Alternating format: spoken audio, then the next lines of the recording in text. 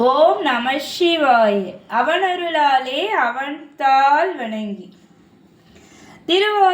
திருவாசகத்தில் அடுத்து நாம் பார்க்க போகிற தலைப்பு எண்ணப்பதிகம். மாணிக்கவாசக பெருமான் தில்லையில் அருளியது. எண்ணப்பதிகம்னா என்ன பொருள்னா, அதாவது எண்ணம்னா விருப்பம். இப்போ மாணிக்கவாசகருக்கு இறைவன் சிவபெருமானோடு இரண்டரை கலக்க வேண்டும் என்ற விருப்பம் வந்துடுச்சான். அதனால் இறைவன் மீது இந்த எண்ணத்தை விண்ணப்பங்களாக வைக்கிறாராம். இப்போ நாம் கூட இறைவனை வணங்கும் பொழுது நமக்கு என்ன வேணுமோ, நமக்கு என்ன தேவையோ, நம்முடைய விருப்பம் என்னவோ அதை இறைவன்கிட்ட சொல்கிறோம். இறைவனும் அதை நமக்கு செஞ்சு தருவார். ஆனால் மாணிக்கவாசகருக்கு இருந்த எண்ணம் மிக உயர்ந்த எண்ணம். நமக்கெல்லாம் தோன்றாத ஒரு உயர்ந்த எண்ணம் மாணிக்கவாசகருக்கு. அவருக்கு பொன் பொருள் அது மாதிரி எதுவும் கேட்கல. அவர் இறைவனோடு இரண்டரை கலக்க வேண்டும் சொல்லி கேட்குறார். எவ்வளோ உயர்ந்த சீரிய எண்ணம் அவருக்கு இருந்திருக்கு. அதனால தான் அவர் இறைவனோடு இரண்டரை கலந்துட்டார். ஏன்னா இறைவன் நாம் என்ன கேட்குறோமோ அதை தான் நமக்கு தர்றார். பாரூராய பிறப்பு அற வேண்டும், பக்தியும் பெற வேண்டும். சீரூராய சிவபெருமானே செம்கமல மலர்போல் ஆரூரு ஆய என் ஆர் அமுதே உன் அடியவர் தொகை நடுவே ஓருருவாய் நின் திருவருள் காட்டி என்னையும் உய்ய கொண்டருளேன்றார். அதாவது சீரூரு ஆய சிவபெருமானே செம்கமல மலர்போல் ஆரூரு ஆய என் ஆர் அமுதேன்றார் மாணிக்கவாசகர்.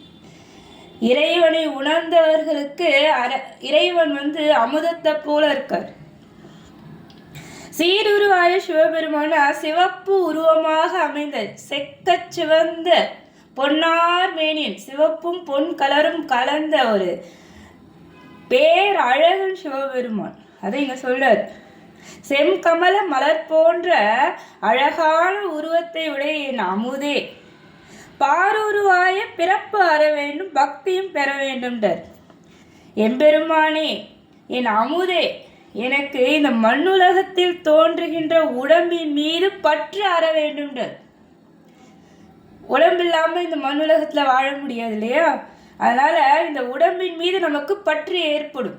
அந்த பற்று எனக்கு அற வேண்டும். நான் உன்னிடத்தில் வைத்துள்ள அன்பையும் நான் விடவே கூடாதுன்றார்.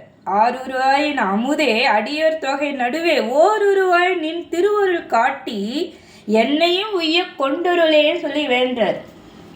அதாவது நான் உன் மீது வைத்துள்ள அன்பை விடாம நான் உன்னுடைய திருவடியார்கள் கூட்டத்தோடு சேர்ந்து இருக்கணும். உன்னுடைய திருவருள் எனக்கு அதுக்கு வழிகாட்டணுன்றார். திருவருள் கூட்டத்தின் நடுவே ஒப்பற்ற ஒரு உருவமாய் அமைய நின் திருவருள் எனக்கு வழிகாட்ட வேண்டும் சொல்லி கேட்கிறார். உன்னுடைய திருவருள் காட்டி என்னை உய்யும்படி நீ அந்த திரு அடியார்கள் கூட்டத்தோடு என்னையும் சேர்த்துக்கொள் சொல்லி இறைவன்கிட்ட கேட்கிறார். உரியேன் அல்லேன் உனக்கு அடிமை உன்னை பிரிந்து இங்கு ஒரு பொழுதும் தரியேன், நாயேன் இன்னது என்று அறியேன். சங்கரா, கருணையினால் பெரியோன் ஒருவன் கண்டுகொள் என்று உன் பேய்கழல் அடிகாட்டி பிரியேன் என்று என்று அருளிய அருளும் பொய்யோ எங்கள் பெருமானேன்றார். சங்கரனே, என் பெருமானே, உனக்கு அடிமை ஆவதற்கு நான் உரியவன் அல்லேன்ட்டு மாணிக்கவாசக பெருமானே சொல்றார். சிவன் அடியாராக இருக்க அவருக்கே தகுதி இல்லைன்னா நாமெல்லாம் என்ன சொல்றது? மாணிக்கவாசகர் சொல்றார், உனக்கு அடிமையாவதற்கு உரியவன் நான் அல்லேன், உன்னை பிரிந்து இங்கு ஒரு பொழுதும் இரேன்றார். இது என்ன பொருள்னா, இறைவனை உணர்ந்து இறைவன் மீது உண்மையான அன்பு இருந்தாலே போதுன்றார். அடியவன் போல இல்லைனாலும் என்னால் உன்னை விட்டு இங்கே பிரிந்து இருக்க முடியாதுன்றார். அன்பின் வெளிப்பாடு, அதீதமான ஒரு அன்பு இறைவன் மீது இருக்கும்போது தான் இவ்வாறு சொல்லுவாங்க. தரியேன் நாயேன் இன்னது என்று அறியேன். சங்கரா, கருணையால் பெரியோன் ஒருவன் கண்டுகொள் என்று உன் பேய்க்கடல் அடி காட்டி பிரியேன் என்று என்று அருளிய அருளும் பொய்யோ எங்கள் பெருமானேன்றார். நான் உன்னை அடைவதற்கு எந்த தகுதி இல்லாதவன் தான் மாணிக்கவாசக பெருமானே சொல்றார். இருந்தாலும் என்னால் உன்னை விட்டு இங்கே இருக்க முடியலன்றார் இறைவன்ட்ட. நீ கருணையால இறைவா, உன்னுடைய ஒப்பற்ற கருணையால பெரியவனாகிய நீ உன் அழகிய திருவடிகளை காட்டி உன்னை பிரிய மாட்டேன் என்று நீ எனக்கு அருளினாய், உன் திருவருளும் பொய்யோன்னு கேட்குறார் மாணிக்கவாசர். அதாவது நான் சிறியேன், நான் உன்னுடைய அடிமையாக இருக்க தகுதி இல்லாதவன், இருந்தாலும் என்னால் இங்கே உன்னை விட்டு பிரிந்து இந்த உலகத்தில் மண்ணுலகத்தில் இருக்க முடியாதுன்றார். நீ எனக்கு கருணையால் பெரியவனாகிய நீ உன்னுடைய பெரும் கருணையால் உன்னுடைய அழகான திருவடிகளை காட்டி உன்னை பிரியன்னு சொல்லி எனக்கு அருளினா இல்லையா? மாணிக்கவாசர் இறைவன்கிட்ட கேட்குறார். இதையே சொல்கிறார் அவர். ஏன்னா இறைவன் திருப்பெருந்துறையில் மாணிக்கவாசகருக்கு தீட்சை கொடுத்தார், காட்சி கொடுத்து தீட்சை கொடுத்து ஆட்கொள்றார். ஆட்கொள்ளும் போது உன்னை பிரிய மாட்டேன்னு சொல்லிட்டாரு, ஆனால் பிரிஞ்சு போயிடுறார். மண்ணுலகத்தில் மாணிக்கவாசகரை விட்டுட்டு தன்னுடைய மெய்யடியார் கூட்டத்தோடு மறைஞ்சிறார்.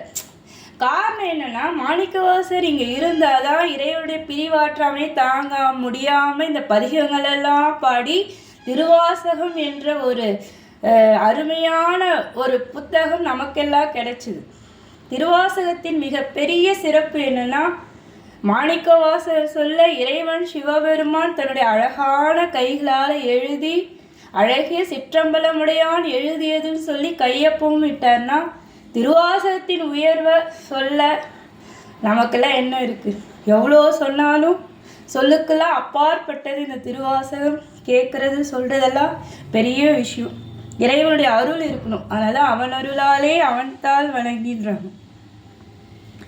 என்பே உருகன் என் அருள் அளித்து உன் இணைமலர் அடி காட்டி முன்பே என்னை ஆண்டு கொண்ட முனிவா முனிவர் முழு முதலே இன்பே அருளி என உருக்கி உயிர் உண்கின்ற எம்மானே நண்பே அருளா என் உயிர் நாதா நின் அருள் நானாமேண்டர். அதாவது இறைவன் முனிவர்களுக்கெல்லாம் தலை சிறந்த முனிவன். அப்பேற்பட்ட அந்த இறைவன் மாணிக்கவாசகர் சொல்ல, என்னுடைய என்பெல்லாம் உருகும் வண்ணம் உன்னுடைய திருவருளை தந்து உன்னுடைய இணை மலர் அடியினையும் காட்டி என்னை நீ முன்பே ஆட்கொண்டாய். இன்பே அருளி என்னை உருக்கி உயிர் உணர்கின்ற பாசத்தை அகற்றி எங்கள் பெருமானேன்றார். அதாவது இறைவன் நம்மை ஆட்கொள்ளும் பொழுது நம்முடைய எலும்பெல்லாம் உருகும் மடி இருக்குமா. அதாவது அதை உணர்ந்து சொல்கிறாங்க அப்படின்னா உணர்ந்தவர்களுக்கு மட்டும்தான் அது தெரியும் எப்படி இருக்கும் இறைவனுடைய திருவருள் நம்மை ஆட்கொள்ளும் பொழுது. மாணிக்கவாசர் அதை உணர்ந்திருக்கார். அதனால சொல்கிறாரு, என்பெல்லாம் உருகும் வண்ணம் உன் திருவருளை தந்து உன்னுடைய இணைமலர் அடியினையும் காட்டின்ற திருவடி கிடைக்கிறதுன்றது மிகப்பெரிய பாக்கியம். எல்லா சமயத்திலுமே இறைவனுடைய திருவடிக்கு தான் மிக மிக மிக முக்கியத்துவம் உண்டு. இறைவனுடைய திருவடி நிழலைத்தான் எல்லா ஆன்மாக்களுமே விரும்பும். அதான் எங்கள் மாணிக்கவாசகர் சொல்கிறாரு, உன் திருவருளை தந்து இணைமலர் அடியினையும் காட்டி முன்பே நீ ஆட்கொண்டாய் முனிவனே முனிவரின் தலை சிறந்தவனே இன்பே அருளி என்னை உருக்கி உயிர் உணர்கின்ற பாசத்தை அகற்றி எங்கள் பெருமானே என் உயிர் நாதா உன்னுடைய அருளை கூசாமல் எனக்கு நல்க வேண்டும் கேட்குறார்.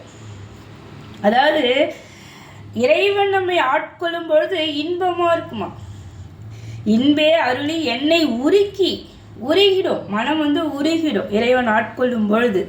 அவ்வாறு என்னுடைய மனதை உருக்கி உயிர் உணர்கின்ற பாசத்தை அகற்றி எங்கள் பெருமானேன்றார். ஏன்னா பாசம் என்பது நம்மை விட்டு நீங்கள் உயிர் உணர்கின்ற பாசன்றார் இங்கே மாணிக்கவாசகர். அதாவது நம்ம இந்த மண்ணுலகத்தில் பிறந்து வளர்ந்து என்னுடைய அப்பா அம்மா என்னுடைய கணவன் என்னுடைய பிள்ளை இந்த பாசம் இருக்கு இல்லையா, என்னுடையது என்னுடைய குழந்தை, அப்புறம் பற்றுன்றது வீடு மேலே வர்றது, நகைகள் பணத்து மேலே வரும். இவ்வாறு இதையெல்லாம் நம்ம நீக்கிறதுன்றது அவ்வளோ எளிமையான காரியம் கிடையாது. ஏன்னா நம்ம அதிலே பழகிட்டோம். அப்போ இறைவனுடைய அருள் இருந்தாதான் நம்மால் இந்த உயிர் உணர்கின்ற பாசத்தை அகற்ற முடியும்ன்றார். பாசம் அகன்றாதான் இறைவனுடைய திருவடி நமக்கு கிடைக்கும். அதுதான் எங்கள் மாணிக்கவாசகர் சொல்கிறாரு, உயிர் உணர்கின்ற பாசத்தை அகற்றி எங்கள் பெருமானே என் உயிர் நாதான்றார். நம்முடைய உயிருக்கு நாதன் தலைவன் இறைவன் சிவபெருமான்றார். நாம் நினச்சிட்ருக்கோம் என் உயிர் என் குழந்தைங்கிட்ட இருக்குது, என் உயிர் என்னுடைய வீட்டுக்கார்ட்ட இருக்குது, இல்லை மனைவிக்கிட்ட இருக்குது, இப்படி யார் யாரையும் சொல்லுவோம். ஆனால் உண்மையாக நம்முடைய உயிருக்கு நாதன் தலைவன் எல்லாமே சிவபெருமான் தான். அப்பேற்பட்ட என்னுடைய உயிர் நாதா உன்னுடைய அருளை கூசாமல் எனக்கு நல்க வேண்டும்ன்றார். ஏன்னா இறைவன் குற்றமற்றவன், தூய்மையானவன். ஆனால் நாமெல்லாம் அப்படி கிடையாது. நமக்கு மும்மலங்கள் உண்டு, பாசம் பந்தம் எல்லாம் இதுக்குள்ளே அடங்கிடும். அப்போ நாம் குற்றங்களை செஞ்சு தான் இறைவனை வணங்கி நம்ம மாற ஆரம்பிப்போம். அப்போது நாம் இவ்வாறு இருந்தாலும் அந்த குற்றமற்ற தூய்மையான அந்த பரம்பொருள் இறைவன் சிவபெருமான் நம்மையும் ஏற்றுக்கொள்கிறாரு அப்படின்றது எவ்வளோ பெரிய விஷயம். அதனால தான் பெரியோனேன்றார் மாணிக்கவாசர். எம்பெருமானே, என் உயிர் நாதனே, உன்னுடைய அருளை எனக்கு கூசாமல் நல்க வேண்டும்ன்றார். மீண்டும் தொடரும். திருச்சிற்றம்பலம்.